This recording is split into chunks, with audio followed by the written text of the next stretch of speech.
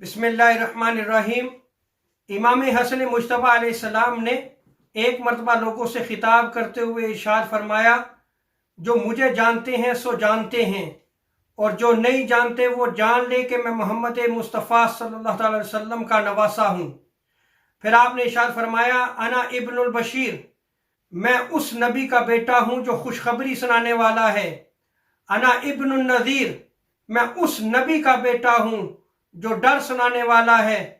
پھر آپ نے فرمایا، انا من اہل البیت الذین افترض اللہ مودتہم وموالتہم، میں ان اہل بیت سے تعلق رکھتا ہوں جن کی محبت کو اللہ رب العزت نے فرض قرار دیا ہے۔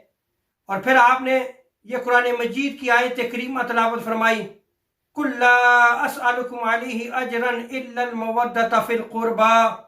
حبیب صلی اللہ تعالی وسلم آپ فرما دیجئے کہ میں تم سے تبلیغ رسالت پر کوئی اجرت نہیں مانگتا مگر یہ کہ اپنی قرابت سے محبت چاہتا ہوں۔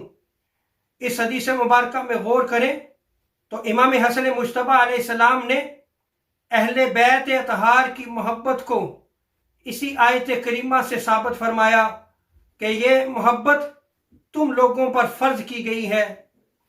اور دوسرا، اس حدیث مبارکہ سے یہ ثابت ہوا کہ حضرت سیدہ کائنات فاطمہ الزہرا سلام اللہ علیہا کی اولاد حضور تاجدار کائنات صلی اللہ تعالی وسلم کی اولاد ہے، یہ اولاد رسول ہے، اور ان کی محبت، ان کی تعظیم اور ان کے ساتھ تعلق ادب رکھنا مسلمانوں پر واجب ہے۔